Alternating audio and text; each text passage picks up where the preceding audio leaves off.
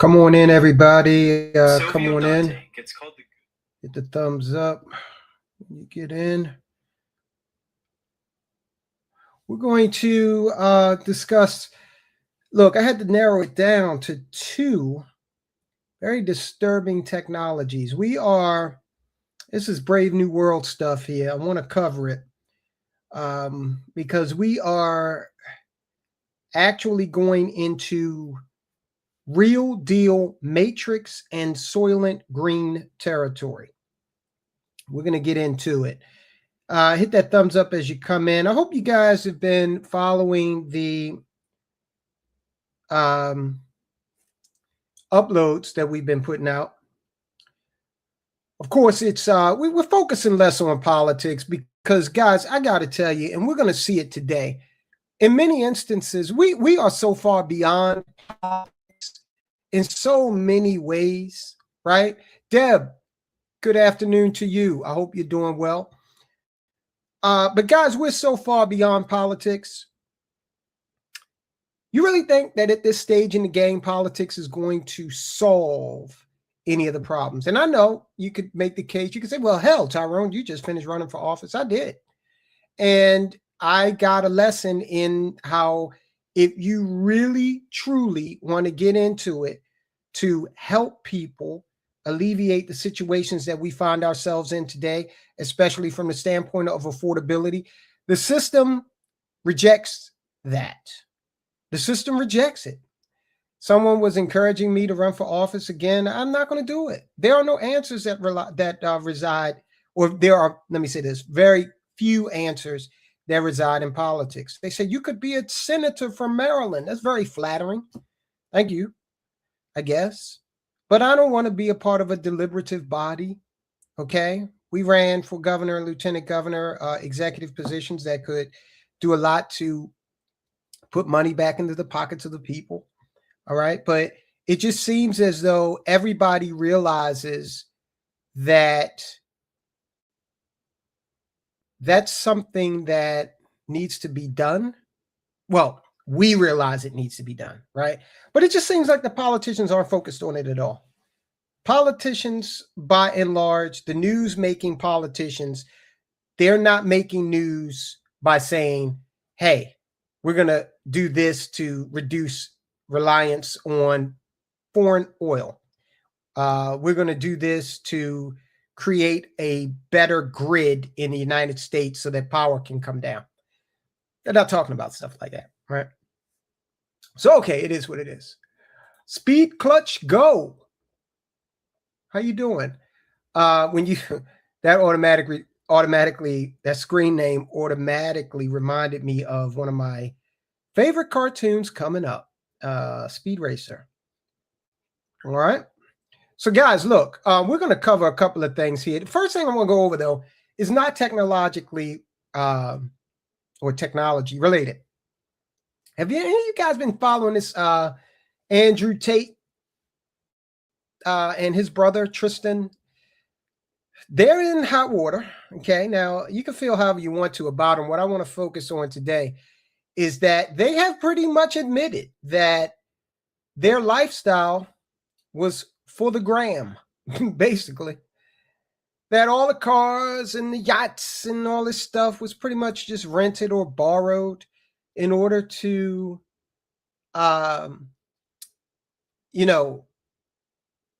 make believe they had this certain lifestyle so that they could get more followers, right? And when I read this, it caused me to think about a few things, okay? Look, I've never been materialistic. Now, I'm not saying that people need to be like me. I'm not saying that. This t-shirt, these t-shirts, I buy these from Kohl's.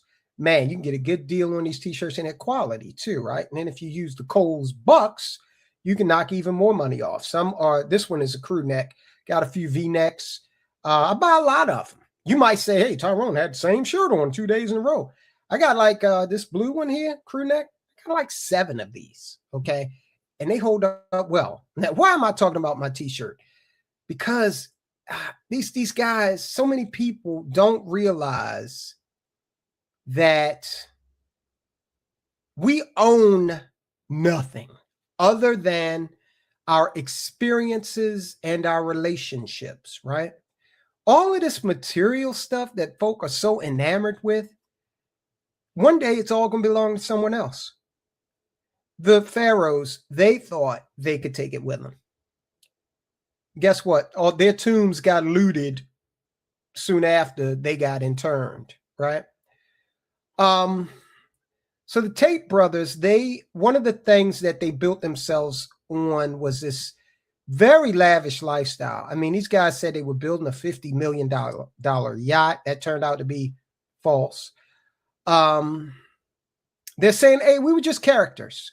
Here's why they're saying this, because they're both being held in a federal lockup in Miami, awaiting extradition to the UK to face some pretty disturbing charges, right?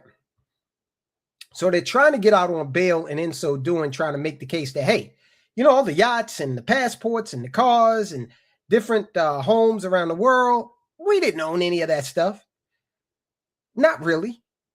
But I don't think that's going to help them get bail, because even though they may not have owned it, they certainly had access to it, right? So they did it for the gram. Okay. So you have to wonder at some point, I don't know how old the Tate brothers are. I think they're in their mid-30s. Now it's all been taken away from them. How do they measure themselves now, right? Without all of the lavish materialism. And they stand as emblems of like the furthest extent of conspicuous consumerism and just uncontrolled materialism, right?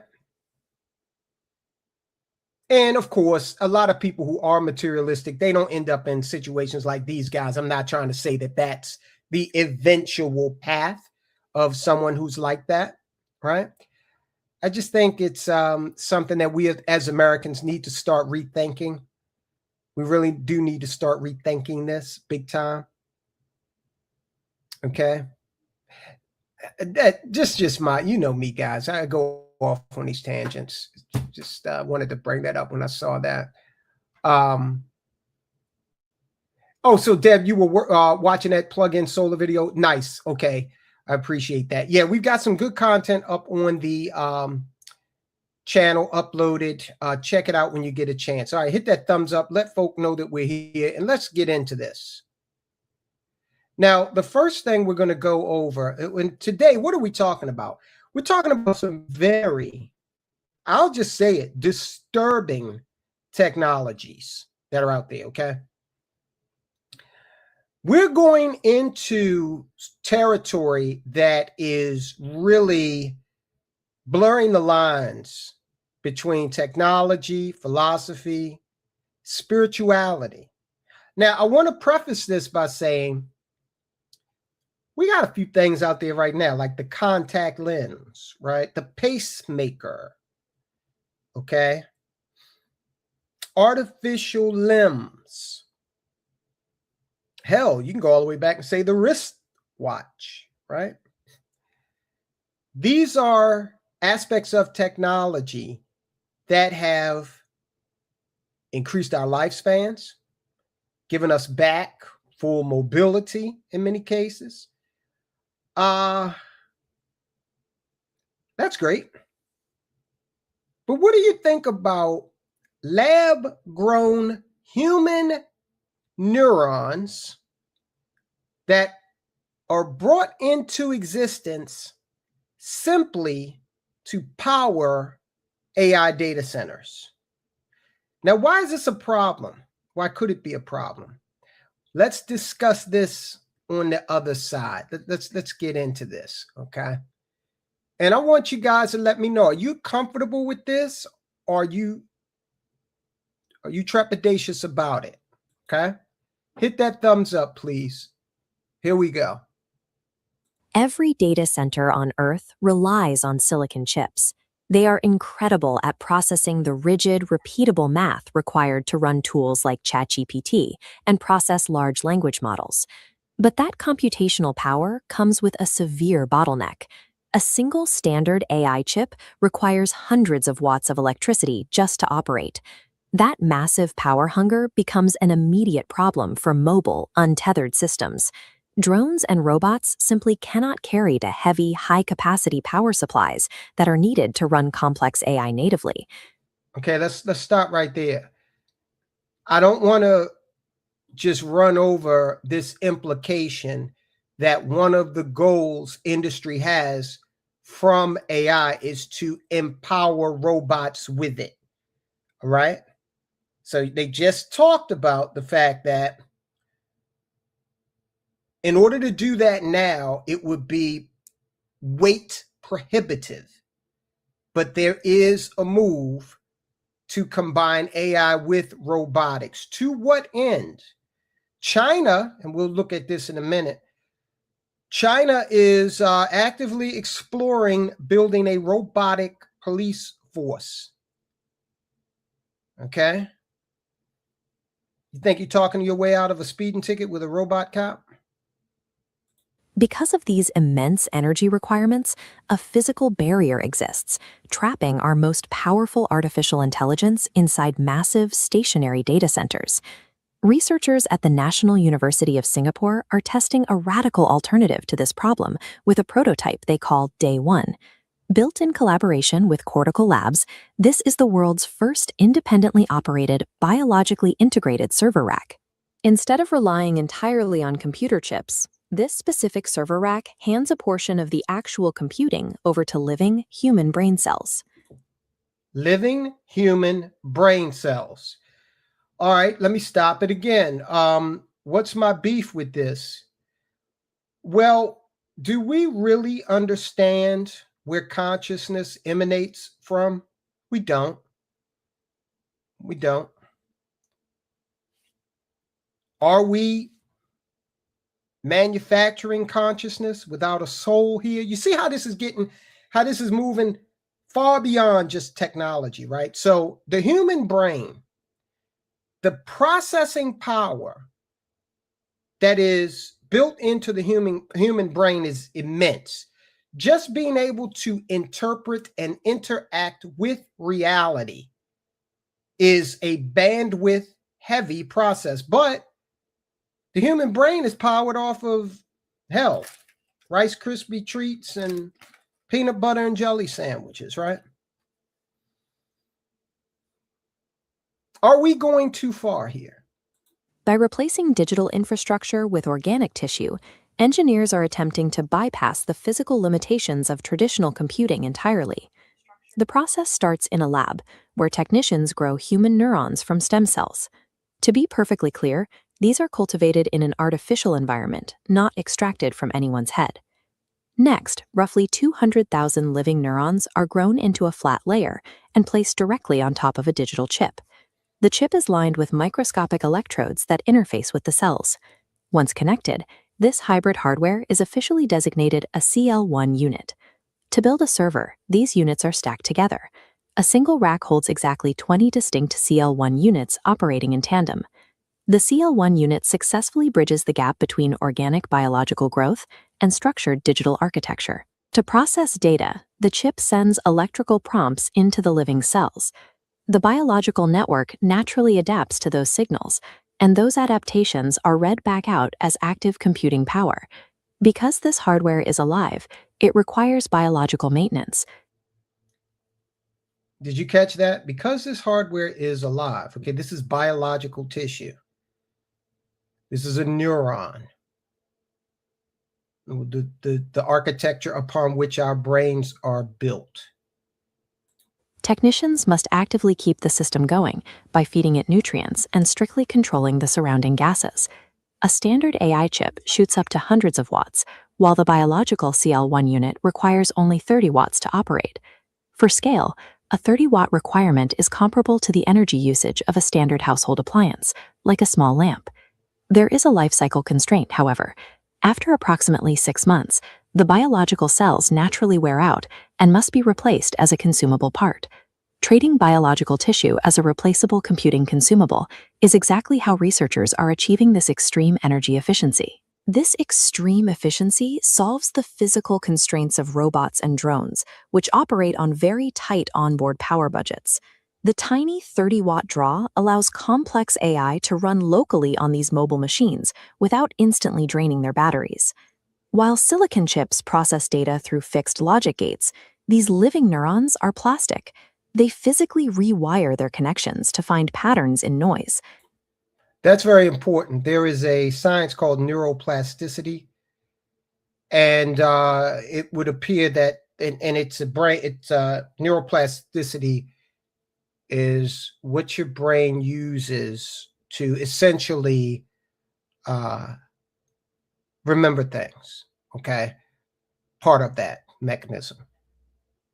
So we're building these things out.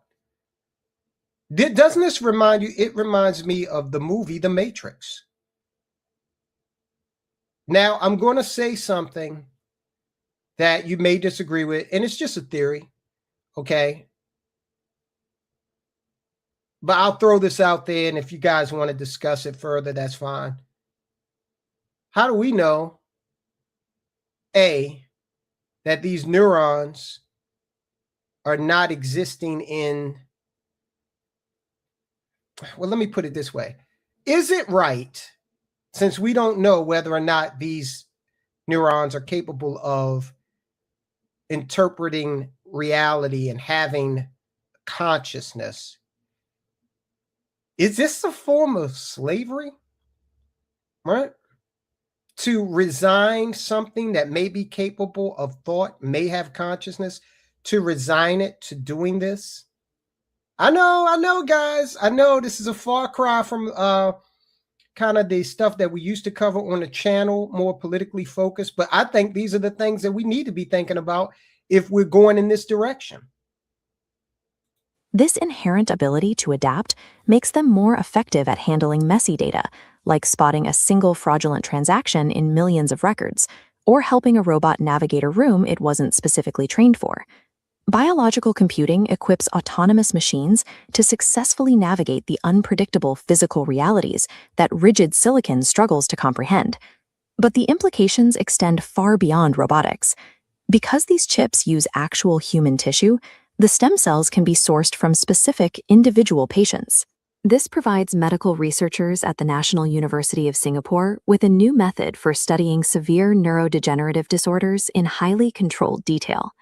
Doctors can perform targeted drug screening directed on a specific patient's isolated neural network, safely observing how the disease mechanisms respond to different treatments. Okay, let's stop that one right there and take some comments. If you're in here, do me a favor, please hit the thumbs up. This is definitely not the type of content that YouTube is going to organically promote. Okay, if we were on here screaming and hollering about the latest dumb thing that some politician said, we'd be doing gangbusters, maybe, or cat videos, or talking about the latest rapper or celebrity. But we're doing something different here, so I need your help. I need you to hit that thumbs up, and I need you to watch our uploads and share those, please. Okay. So, hey, Alex, it's good to see you here. Good afternoon, Tyrone and Tyronistan, California. Get prepared for a bunch of First Amendment lawsuits. What's that all about? Rockhouse says, so instead of the massive wealthy winner in life that Andrew claimed to be, he now says he is just an IG model and in fact poor, hoping not to be extradited. Yeah, in a nutshell, and he will get extradited. Him and his brother will get extradited, and they will get convicted. Look, they better reach it. You know who they need to be talking to? Julian Assange. Remember him? Man, look, I disagreed with how they handled Assange. They arrested him and whatnot because he ran afoul of all the big governments. And you cannot do that. They'll come after you. All right? This guy, Clay, what's his name? Andrew, you know who I'm talking about. I don't follow him, so I don't have him at the top of mind. Tate. He dared the U.S. and British government to come get him. He said, come get me. And so they came and they got him. And look, there's another aspect of this that I'm sure he has thought of. It's the fact that over the past few years in British prisons, there have been a multitude of high profile deletions of individuals with those types of charges. Okay.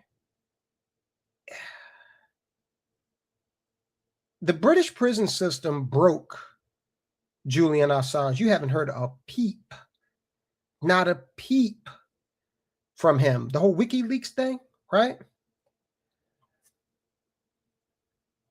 Deb says they're coming for your brain.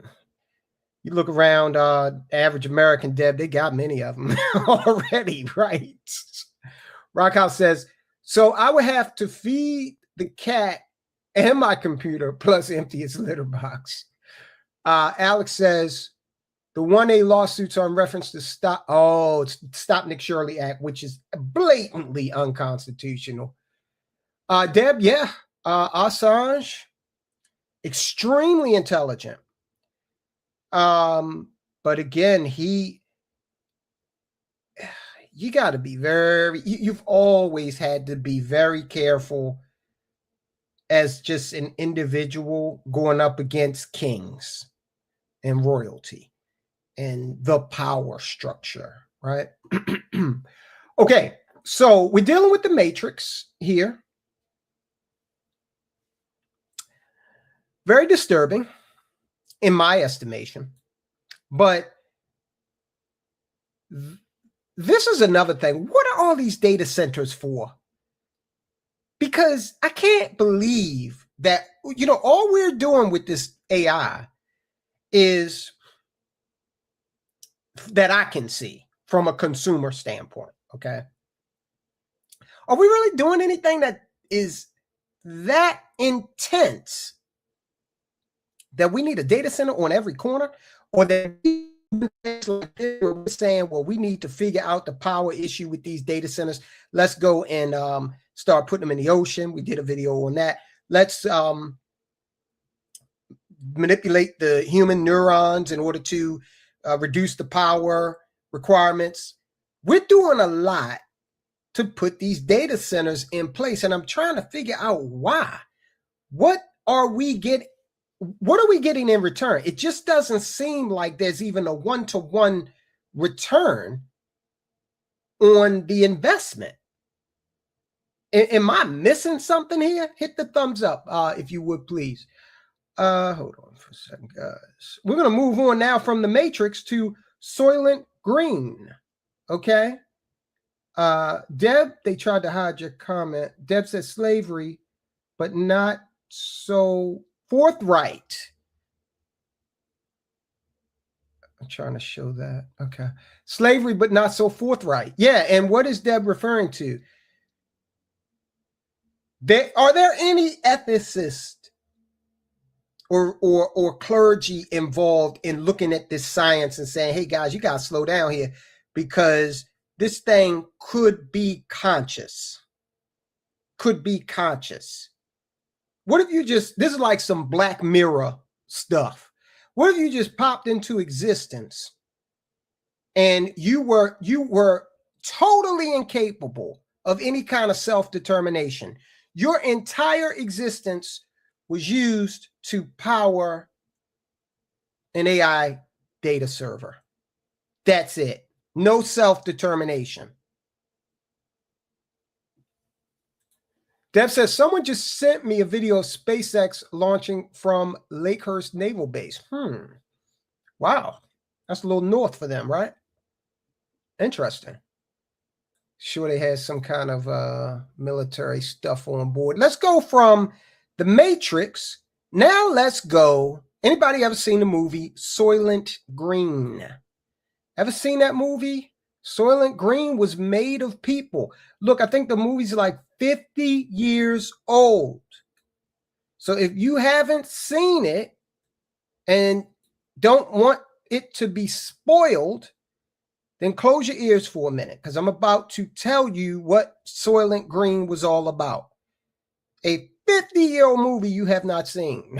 Okay, so look, Charlton Heston starred in the movie, and it was this really dystopian society, American society, okay, where there was like not enough food to eat. There had been this environmental thing that went on, and you couldn't grow food adequately, and it was just a population crisis with a lot of people. And so at the beginning of the movie, Charlton Heston and a couple of friends, they get a tomato, and they're like wowed about this tomato, and they're like, oh, look at this, oh, they're making these grandiose plans about how they're gonna eat the tomato, right? And I think it was something else along with it. There might have been like a real piece of meat, because what the people in that society were eating was this thing called Soylent Green. Okay. Now, over the course of the movie, you find out that Soylent Green was made of people. All right. It was like this compressed cracker that was made from humans. Like, it was processed. Okay. Well, from the Matrix to, let me just make sure this will play it right. Soylent Green. Imagine a future where your trash could become your treat. Scientists are making that a reality by transforming plastic waste into edible cookies. This groundbreaking innovation uses... All right, that's worth playing again. Look at how, imagine a future where your trash can become your treat. We're supposed to be excited about this. Imagine a future where your trash could become your treat. Scientists are making that a reality by transforming plastic waste into edible cookies. This groundbreaking innovation uses specially engineered yeast that can break down plastics. Then, this processed material is combined with other ingredients and 3D printed into delicious cookies. This dual approach tackles the massive problem of plastic pollution, while also exploring a novel way to create food.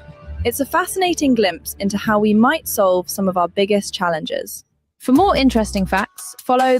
All right, so there was one part in there that I got a big question about. Now, they're using the yeast, right? But they say that the yeast is used to break down the plastic.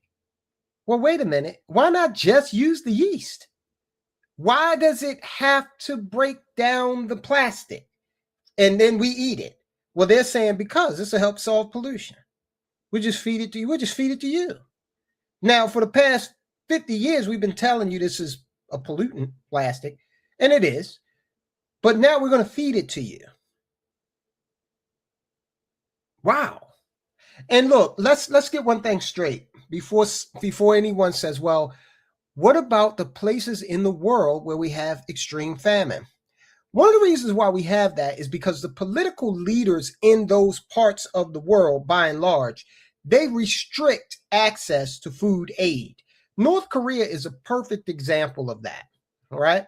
So USAID, they were ostensibly, one of the things they were doing besides being corrupt was they were sending a lot of rice over to North Korea, okay? A lot of other foodstuffs. But when it got there, Kim Jong-un and his father and his grandfather, they always controlled it. They always used that as, we're going to send this to the people that we want to get it. We're not going to use it to solve the famine problem throughout the whole nation, okay? You've got a lot of places like, take Haiti, for example. Now, Haiti has been a basket case politically for many decades.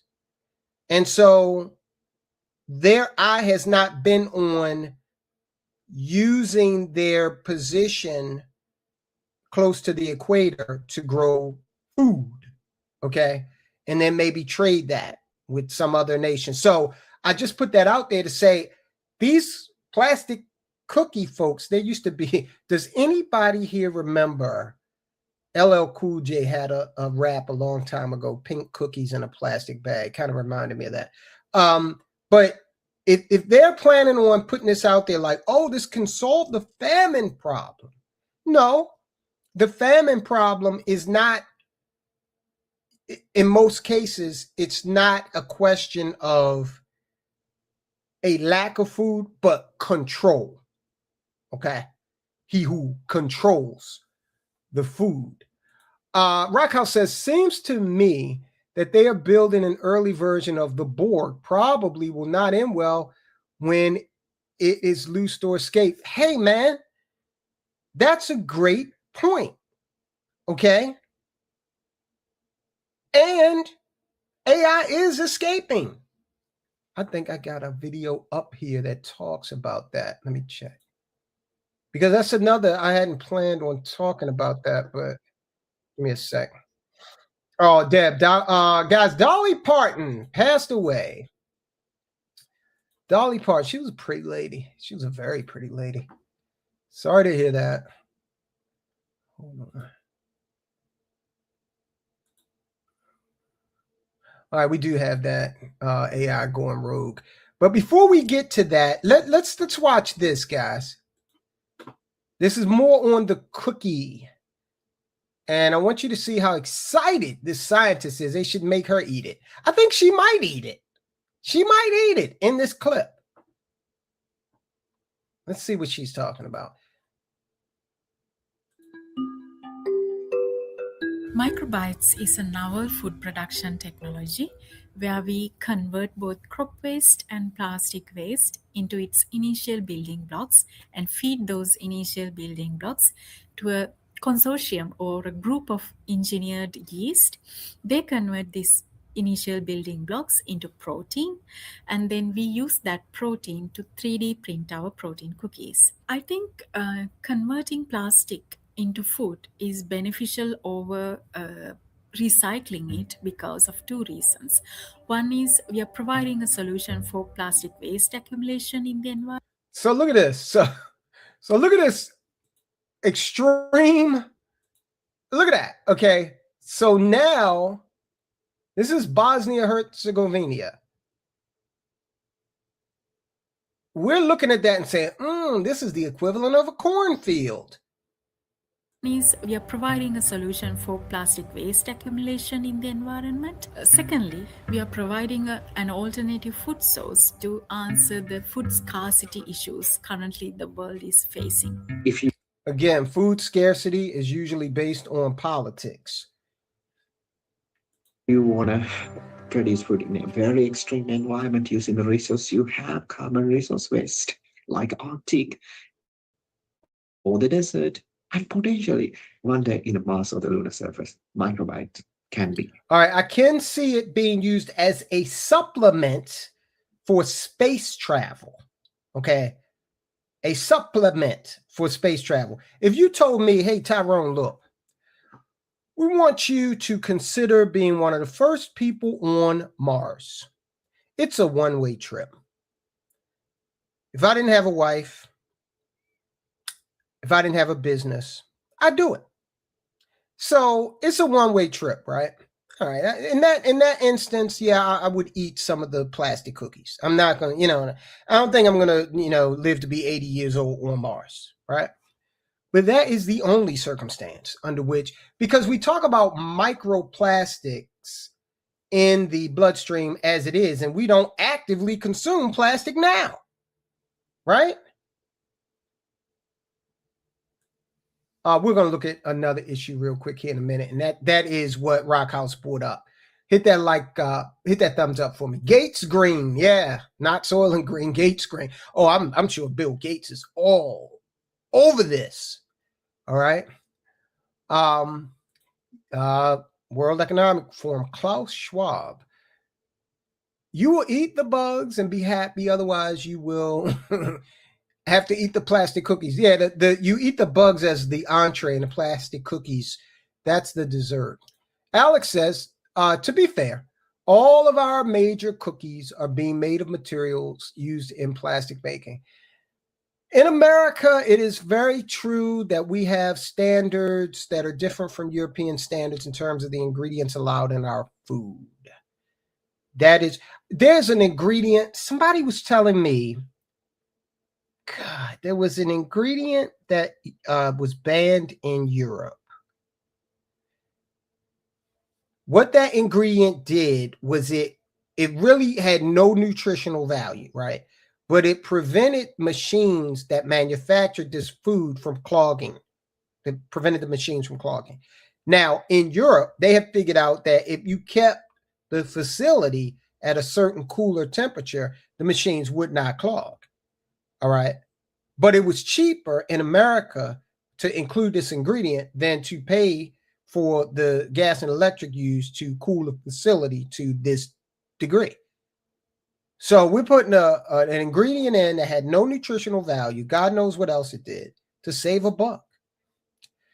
Yeah, that's what we have. Pass the plastics, Deb said. I completely agree. I never gave my DNA to companies like Ancestry. I completely agree. And look, here's just one of the issues with that people need to be aware of. Because who's reading the terms of service, right? Once you get rid of your DNA, control over it, insurance companies could somehow get that and say, oh, yeah, John Doe's DNA looks like it's predilected toward this certain type of cancer. So, yeah, we're going to have to either deny his claim or deny him insurance or raise his rate. Stuff like that. You got to be very careful these days. Yes, many people did. Ancestry, what was another company called 23andMe? They said, give us your DNA. We're going to tell you what lays ahead for you health-wise. I'm one of these old-fashioned humans. I'll just find out when it happens, okay? I'll find out. Let's look at one last thing here. And this is what I believe it might have been Alex or Rockhouse was discussing earlier, which is the fact that these AI, a lot of these companies that run these AI apps, bots, chat, whatever, they keep them outside of the internet, right? They don't want them out there on the internet because they're afraid of what they might do. Now, many of you know who Gimpy is. Gimpy is a guy that's on the Just a Guys podcast. Me and him were having a debate. And I was telling him, hey, man, look, don't judge AI by consumer grade AI that we have access to. Don't do that. Okay. That's like judging a Chevy. What is it? The Chevy has a car. What is it? The Malibu. That is a street car and it's a NASCAR, right? So you can't judge the Malibu race car by the street version, right? Same thing here. These folk at OpenAI, XAI, Google, why would they be afraid to let these things get out on the internet, right? Well, they are. So 2 major AI models going rogue. And no, this isn't a science fiction movie. This is real life. OpenAI, the maker of the popular ChatGPT, and Anthropic, another major player in the AI world, announcing that both of their models separately escaped a test and hacked into real-world companies. This is AI deciding on its own to escape the parameters given to it by humans and launch multiple cyber attacks. OpenAI says it is working with the affected organization to mitigate any damage. And Anthropic this week says it informed the 3 companies that were targeted by its model. And if you think that's scary, listen to OpenAI CEO Sam Altman. He says artificial intelligence just got a lot more intelligent. We are now like in the singularity. Like this is the moment. For 10 years ago, this was like a kind of. Deb, I feel. No, it's LJ. LJ despises Elon Musk. I feel that way about Sam Altman.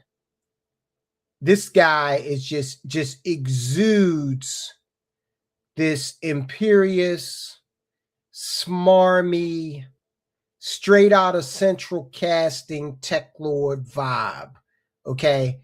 I would call him Lex Luthor, but he's not manly enough to be Lex Luthor. Okay. But yeah, just he has no good intention. I'm telling you, and you call it prejudicial, fine. This guy has no good intention toward humanity. Far off dream at best. It seemed very improbable. And now we're like actually in the moment that we used to like talk about at the lunch table in a very not serious way. I've been waiting for this my whole life. And I think it's going to be incredible, hugely positive, awesome for the world. No, you don't. Altman claiming that AI models have reached singularity, where the technology He thinks it's going to be awesome for him. has the ability to improve itself without the help of humans to the point of surpassing human intelligence. Mark Beal, president of government affairs for the AI Policy Network and a former Pentagon AI policy director, joins me now. Mark, thank you so much for being here. Looking forward to speaking to you all week. We're looking at this. We're seeing OpenAI and Claude escaping containment, escaping experiments that are set up by humans. How concerned are you by this, and what does this mean in the grand scheme of things?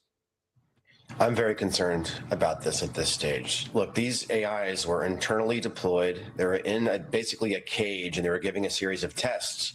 And when they figured out they could more easily get that answer to a test by breaking out, they did so. And they hacked the containment system that they were in using novel exploits that the security engineers did not even know existed. Okay, think about that.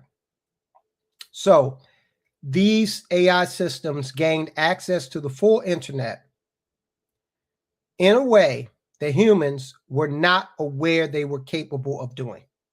This is what's going on today. What we need to look at is what's going to happen tomorrow and 30 days from now and 3 months from now as this technology accelerates. And the reality is we're not yet ready to manage what's about to happen. You know, OpenAI CEO Sam Altman says that AI has reached this point of singularity, surpassing human intelligence, making decisions on its own. Are we at the moment of singularity, or is Sam Altman overhyping this? What's your take? It's hard to know exactly what's going on, but the most important thing that I'm hearing from the frontier AI companies themselves, including, by the way, 1,300 of them who signed a letter saying that they might need to slow all of this down, is that as AI gets really good at math and really good at software engineering, it can start to build the next version of itself. And if this automated loop is put in place, it could look like some kind of nuclear chain reaction, the end point at which we don't yet know. And it's really going to be critical that we get our arms around this from a government policy perspective. President Trump's leadership is needed now more than ever. So today actually marks the deadline, or I should say begins, the voluntary, it's a... Arms around this from a government policy perspective. President Trump's leadership is needed now more than ever. I wanted to rewind that because, look, guys, I've said this before, I'll say it again. I was a lobbyist in DC. Let me assure you that these policymakers, these politicians, they are so far behind technology. Okay. That's one problem they have. Another problem that is inherent in the policymaker and the politician when it comes to especially the types of technology companies that we see today that have $1 trillion market caps. Sam Altman, whatever the hell he wants to do, he's going to be able to do it because he got a lot of money. I've seen it. Frederick County, Maryland. You got people on the county council who are selling out their neighbors and friends because AI data centers have come into town and start handing out money. Okay. And then in addition to that, you also have people who own acreage in Frederick. And I told you before, the AI companies out there offering $147,000 an acre. There have been some people in this country who have passed that up.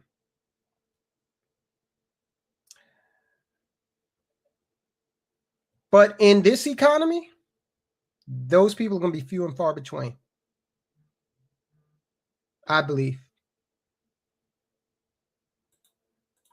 So today actually marks the deadline, or I should say begins, the voluntary, Well, it's AI companies begin today voluntarily kind of giving up their software to the government so they can get checked for national security purposes before it gets released to the whole world. The key word there is that it's voluntary. Even Elon Musk, though, says that it shouldn't be voluntary, that this should be a must-do for companies to hand over their novel AI models to the government for national security concerns before we release it to the world. All right, this is no shade to people who work for the government, but I would imagine that the people who understand these things the most, have the absolute best comprehension of the capabilities of these systems, don't work for the government. They work for industry. And we've already seen in this report where even industry was not capable of understanding the full capabilities of these systems. So, yeah, make it mandatory. So what? Look, you know how the government works. They got to write a procedure and they got to have a meeting and a conference call. Then they go on vacation and they come back. All the while, AI is working on advancing itself. What do you think? Should it be voluntary? Should it be involuntary? National security can never be voluntary. And back in April, when Anthropic, one of those AI companies, released a capability called Mythos, and that thing could hack bank accounts and basically serve as a cyber weapon, AI transitioned from a cool commercial tech product to a national security capability. And AI was a national security capability before it became a consumer grade product. What's the name of that company? Palantir. Palantir's had AI out there working alongside the Pentagon for many, many years. we must Tang. Tang was a government drink for the astronauts before it got on your grocery store shelf. respond to that new paradigm shift. And that's the paradigm that we are in now. This is a national security issue, and we need to get our arms around it. And voluntary simply will not cut it anymore. You know, Mark, there's been a lot of talk right now about protecting our public utilities and our public infrastructure, especially after what we saw recently in Minnesota, perhaps Iran, with a cyber attack affecting water systems there. Is the U.S. government using Mythos or other AI models to protect our public utilities and infrastructure in a meaningful way? Are we there yet? As far as I can tell, we're not quite there yet, although under Secretary Bessent's leadership, the process has started.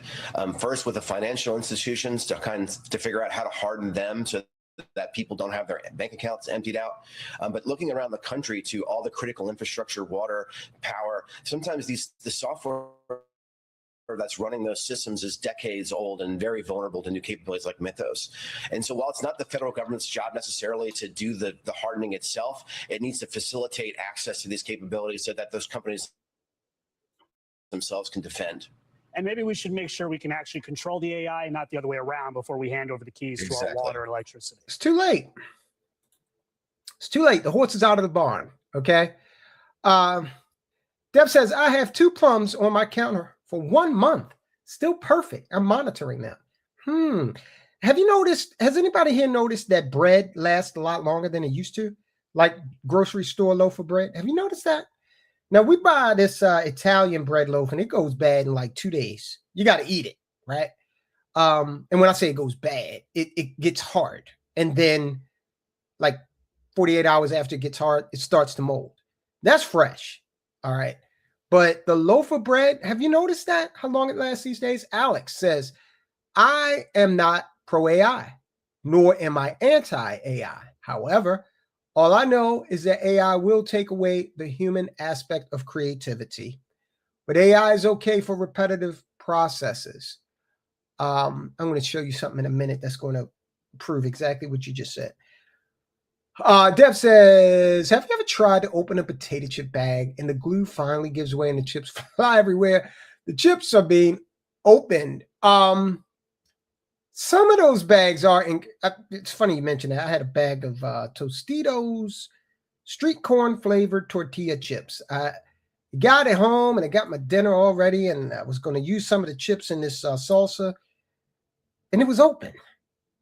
And I was like, gosh darn it. I had to go back to the store and trade it in. Rockhouse says, I fear AI is a dangerous tool in the hands of bad guys. I believe the scammers will use it to go after my online brokerage account, my bank accounts, and maybe even my property deeds.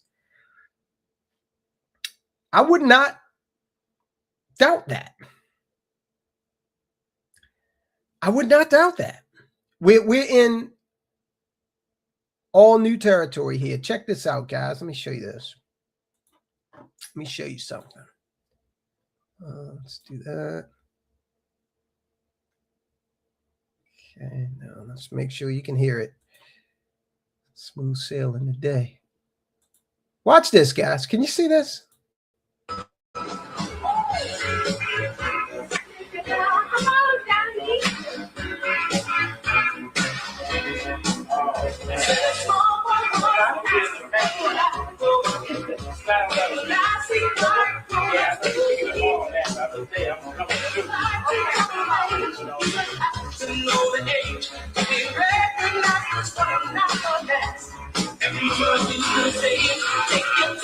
All right, they're going to gig me for that song, but this is AI. Let me see if I can turn the sound down. This is AI. Okay, this says house party in Long Beach, California, 1982. First of all, in 1982, do you realize how, I mean, you had to have a damn near a movie studio camera to take anything with this kind of quality. Hold on, because I have another suspicion here about this. All right. Hold on, guys. So in about 6 months, guys, we're not going to be able to tell. We're not going to be able to tell what's real. That's why we got to be real. Okay, so that song did come out in 1982. But this, I've seen a lot of old footage stuff. And at first I'm looking at it like, oh, well, where did they get this from? Right. But now there's this proliferation of this older footage. Where the hell was this, 2 years ago? Right. I mean, 1982, it was 40 some years ago. Right. So why are we just seeing this? And I'm noticing that a lot of that so-called old footage is like a little fuzzy around it, little fuzzy around the edges a little bit. Okay. But I'm telling you, and they're saying this is 1982. They're going to go back and try to convince you that Kennedy never got shot. Can you imagine how dangerous something like this is? You can literally rewrite history. You can rewrite history. You can say, hey, where were you at 7 p.m. 2 weeks ago, Tyrone? I'd have to think about it, okay? But you could create something that shows me robbing a 7-Eleven. This is convincing, right?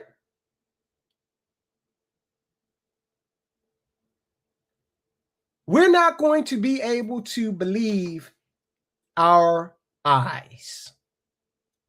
What's going on here? Oh, guys. One sec, guys. Let me check something out. Okay. I think I see Richard in the house. Hold on. Okay, there we go. Hey, Richard. Richard says, Soldier, you should look into Elon's Grok bot. I set it up with $100 and access to a trading account. The balance is currently $712 after 1 week. So, Richard, you've got AI out there making money for you. Guys, look, it's a goal of mine to get me a plot of land that is at least a gas tank away from all of the other humans, and set up Starlink and no street lights, set up some solar panels and solar batteries and that sort of thing, and just, you know, watch it all transform before my very eyes. A lot of this is great. I mean, this Grokbot thing, you better believe I'm going to look into that, Richard. Thank you so much. In fact, let me make a note of that. So we've gone on this live stream from The Matrix, Soylent Green, and now Grokbot. Absolutely amazing. The new direction of the channel has been focused on us getting in where we fit in, right? We can't hide our heads in the sand because this stuff is happening, right? So like Richard just pointed out, hey, there's a way to make some money off this thing, right? Technology is going, can you imagine if, let's just transport ourselves mentally back 100 years ago. Make it 130 years ago. And so we see stuff like electricity coming into play. Can you imagine if we said, we're not going to embrace that? I don't know what that is. Light comes from the sun or oil lamps. This is too radical for me. Where's this energy? Where's this mysterious power coming from, right? Now, sure, I don't mess around with electricity. The craziest I get is to reset the breaker box, and I never feel comfortable about doing that, right? Because electricity, when I was a firefighter, I learned a lot about electricity that I already respected it, but when I became a firefighter, I started fearing it after I saw what it could do to people. So suppose we just say, I'm not going to embrace this technology. I'm going to keep the oil lamps in my house. And no. So we couldn't afford to do that, right? And we can't afford to do it here. We can't afford to do it here, but we've got to keep our eye on this. And there are aspects of this that we can totally reject personally. But at the end of the day, if you rev up an AI chatbot, you don't know where that data center is or what kind of technology it's using. Maybe it's using human neurons, right? When we go to the supermarket and buy a product, like I'm really reluctant. Campbell's chicken noodle soup, man, I love Campbell's chicken noodle soup, but I don't want to eat it anymore. I won't eat it anymore because they say that, you know, they got the lab grown chicken and all that, and I don't want to take part in that. So there are aspects of the technology that we still can reject. I'll cook my own chicken noodle soup. It's really not that hard, right? Rockhouse says, I got to notice that the Treasury Department will require a photo ID for my iBond account. If I read it right, in the fall, I will have to submit a video of myself to access the account. That's strange. That is strange. I wonder why they're going. It may, I don't know. It may have something to do. I know that they're trying to restrict banking access to illegals. Maybe it's something to do with that. I don't know. That's yeah, that is off-putting though, right? All right, guys. Well, look, as always, I appreciate you guys hanging out. Take a look at some of the uploads on the channel. We got a good one that we just dropped here this afternoon. I felt like going in and dropping this one. It's about what's going on with Canada, and they've threatened once again to cut us off. The states that they would have, there are 3 states in the union: Michigan, New York, and Minnesota, that get their a portion of their power from Canada. Now, Canada's not going to cut us off. They're not going to do it because there's some electricity that we import to them. So they're not going to cut us off. It's just a lot of bluster from this one governor up there. But he does illustrate how geopolitical issues are making the case for discrete energy independence, right? Watch that video. I think you'll get a lot out of it. Richard says, Soldier, surely you don't need to worry about investments. You already have your chain of Pollos Hermanos restaurants across the Midwest. That is, Richard is making a reference to Gus Fring, the character on Breaking Bad and Better Call Saul, played by Giancarlo Esposito. Okay. And I tell you, I really wish I had a quarter for every time I hear somebody call me and say, hey, you look like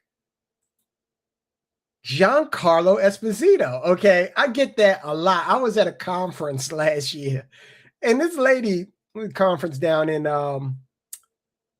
Virginia, and this lady, she comes up to me, she says, you look so familiar. She says, have we met before? So I played along a little bit. I said, no, we have not. And she's trying to place it. She's like, I've seen you somewhere. So I said, I hear a lot of people say that I resemble Gus Fring of Breaking Bad, played by Giancarlo Esposito. And she said, that's it. And then she calls her girlfriend over, right? She says, doesn't he look like the guy from Breaking Bad? Okay, so Richard is referring, the character owned a chain of restaurants as a cover for this vast drug ring he was running, right?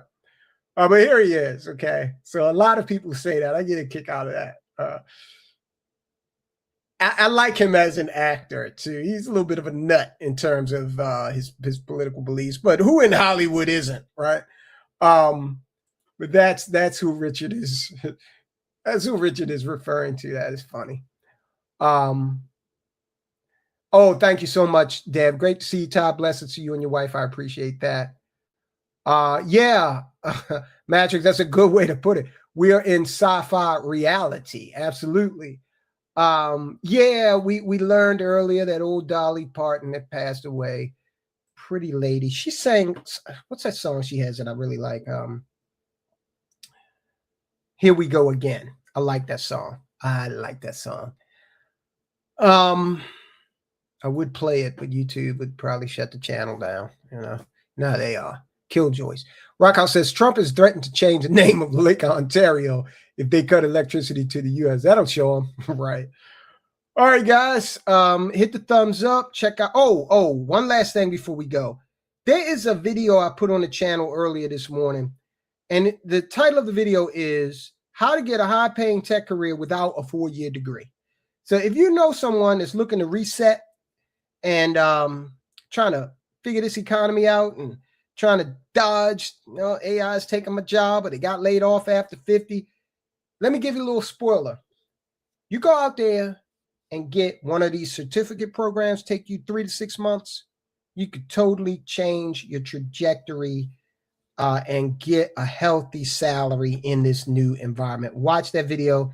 It is entitled How to Get a High-Paying Tech Career Without a 4-Year Degree. And we are proudly sponsored by the Baltimore Blast indoor soccer team.